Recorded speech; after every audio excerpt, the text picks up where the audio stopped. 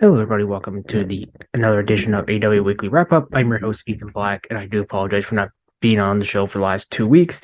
2 weeks ago, I had family over, so I couldn't get the show done. And then last week, I wasn't feeling the greatest, so I couldn't.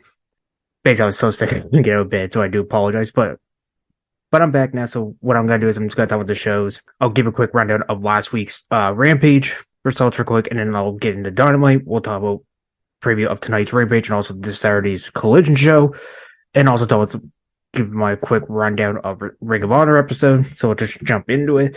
So we'll kick it off with last week's Rampage. Trios action: Bandito and the Lucha Brothers, Pentagon Junior Reyes, who are the current Ring of Honor World Tag Team Champions, defeating Big Bill, Ethan Page, William Murray, 10 minutes, 29 seconds via 21 plex. Honestly, spoiler, best finish of the night of the four. I just went 7 out of 10. Second match, Powerhouse Hobbs defeating Caleb Crush in a minute 12. It's a squash match. I like seeing Powerhouse Hobbs on TV. Some more trios actually this time. It was Billy Gunn, the Acclaim, Anthony Bond's Mask Caster defeating the Spanish Announce Project, and Helico Luther and San Pedigo 8 minutes and 27 seconds via mic drop. This one, it was a fun little comedy match. It didn't really hurt anybody, but honestly, it went a little too long for my personal take. I think this should have been a squat. Okay, not really a squat. This should have been I probably would have said take 3 or 4 minutes away, but it was just fun. It didn't hurt anybody. Gives one 5 out of 10. And then the main event, the Fatal 4-Way number 1 contenders match for the women's title, Sky Blue defeat Britt Baker, Mercedes Martinez, and Nyla Rose. 8 minutes 55 seconds via Cold Blue on Nyla Rose. Honestly, fun little 4-way main event. I just went 6 out of 10. Out of the two match, out of the show here, I'd say the trios, the Lucha Bros Pandito versus Bill Page and Moriarty match, and the Fatal 4-Way are the only two I recommend. Check it out from last week's Rampage.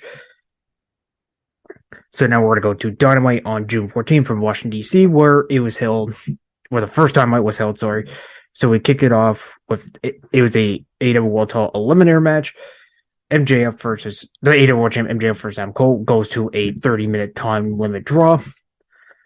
Honestly, I love this match. I like both men. I thought this ruled. I liked their promo last week, but you kind of figure how they were going to do this match, because honestly, I think it's a little too early. I think it was too early to do that match. I think they should have saved it for either Forbidden Door or All Out, or All In, or even All Out. But honestly, I really enjoyed this match. I can't wait to see them run this back. I like some of the spots where MJF did the elbow drop up the top rope for the Timekeeper's table, Colgan back in a 9, the Eddie Guerrero spot, MJF slapping a fan's hat off his head. I mean, it was fun. I really enjoyed this matchup. I give this one 10 out of 10. And then Cole said that, I think how, when MJF tried to do a Guerrero spot, Adam Cole held the world title and hit him in the head with him. Then when he did the boom, I'm done with the end of the match here. When I thought Adam Cole had it, but the bell rang. I didn't even hear the time call. I think I heard maybe when it hit 10 minutes. I think that was the only time I heard a time call. And somebody can let me know. But anyway, it was a good way to protect both men. Now, and then, like I said, after the match, Cole wanted 5 more minutes, but MJF was like, "Screw this, I'm leaving." So we hit the 5 extra minutes. I wonder when we'll get MJF Cole 2. And then we go to, let me grab my notes here. Then we get a CM Punk video air, and then of course the controversy Punk talk about ESPN, but I'm not really gonna talk about that on this. But he said there's nothing concerned. He's coming to AEW for the same reason he came in the first place. He has scores to sell, things left to do. He says he won't know what's gonna do or say until he has a microphone in his hand. He's gotta get a lot of things off his chest on Collision. I mean, good CM Punk promo. I kind of can't wait to see what he's gonna say. But yeah, a good Punk promo. And then, I'm sorry, I just grab a drink here. Renee Paquette, she introduced Sammy Guevara, who's made it from since Double or Nothing. He was talking about his highs of highs and lows of lows. He says him and his wife Tama are having a girl. Congratulations to Guevara and Melo again. And he said the low was coming close to win the AEW World Title, but he came up short. He says he would have his wife side by side, his baby one, and the World Title on the other hand. But he says he's got to make some changes for that to happen. Then we hear the music of Darby Allin. He congratulates him on the baby, says he meant it. He says he's telling people we're starting to love Guevara again. Honestly, honestly, I love Darby's promos, but that was kind of cringy, to be honest with you. And the fans who watched GC, cheered a tiny bit, but it was a lot more boos. And then he said, he needs to sing on his own or continue the show of JS. I mean, it's true. I mean, pretty much since Guevara's been at AEW, he's pretty much into Shadow Jericho. And speaking of Jericho, he comes out, looked like he was mad, holding his baseball bat. He yells at Darby Allin that he took issue with Sabin not calling him during the month leading to the Four Pillars match for the World Title Double or Nothing. Jericho said Guevara could be the world champion, asked for his help, and then Guevara basically came back to say why he didn't call him, and maybe he won't have the last call twice. I mean, that was a nice cheap shot there. And he said, then Jericho was trying to get Guevara to apologize to him. Guevara is not apologizing for.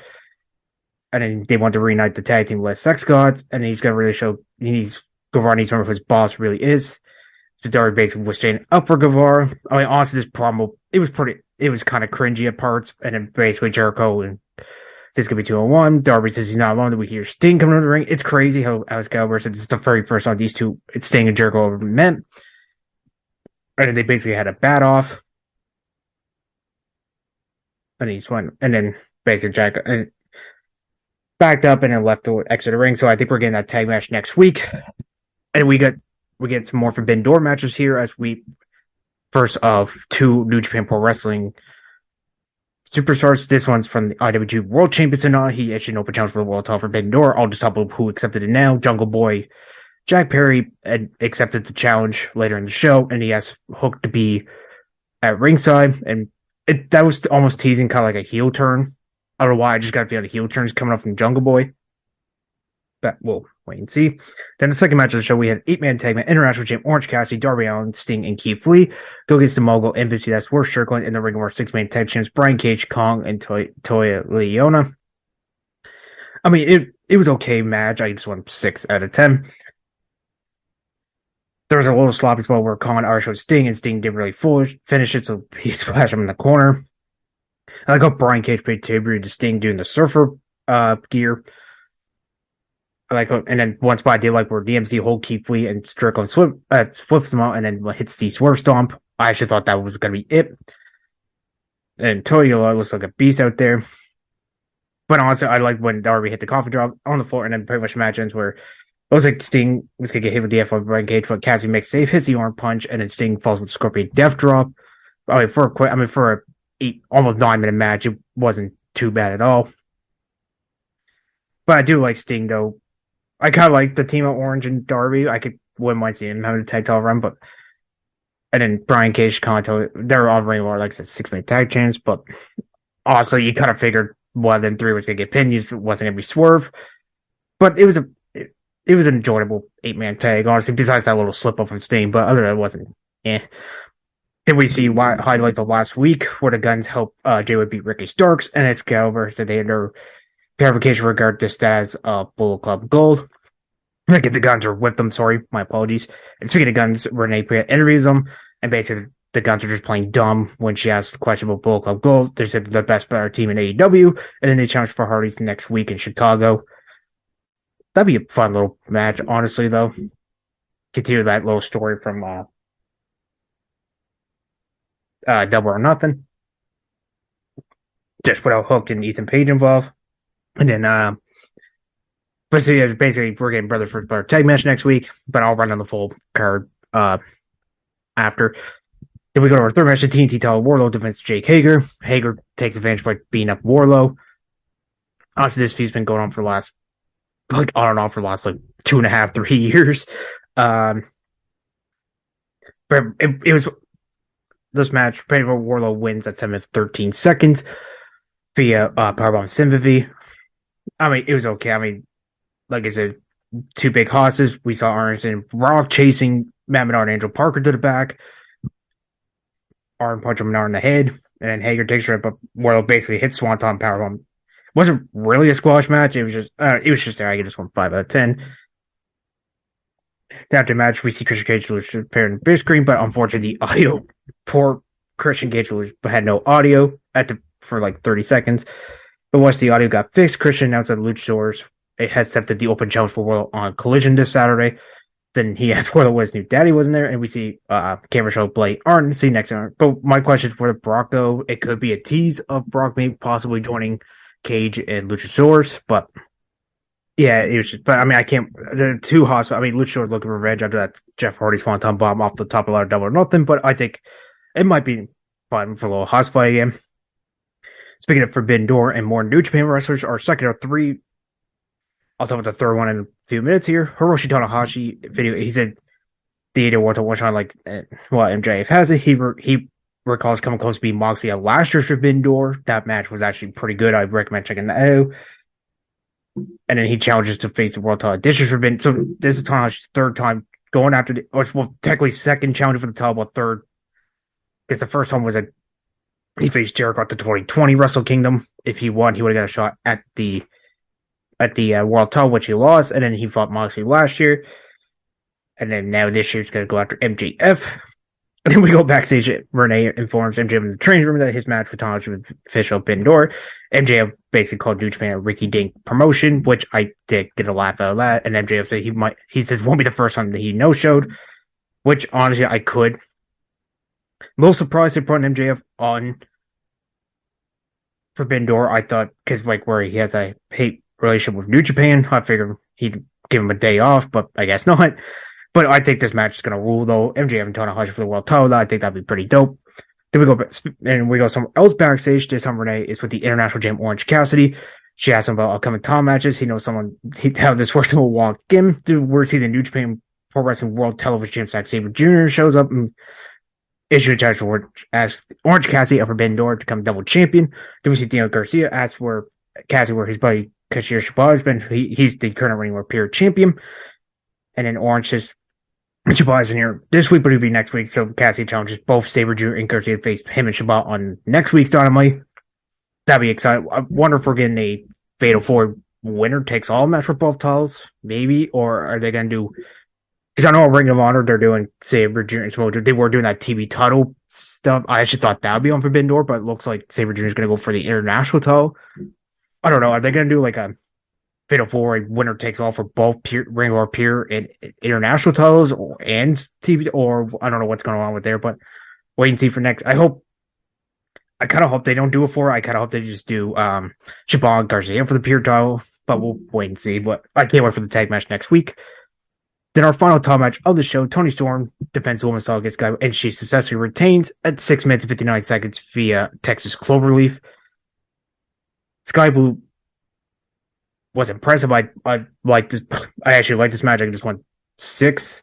I wish the Ruby Soho interference was toned down a little bit, but I did like Excalibur Sister Ray said she didn't want to come watch because she didn't refuse to step in, so they had a little cardboard stick thing of Saraya. And that was pretty funny, I will admit, from Soho. Storm sprayed Mama Blue with the spray can, wild can, and then to the outside. That's her. Sky Blue's mother did the out, and then Toni Storm sprayed in the face, and then takes one Tobey season as we got a break.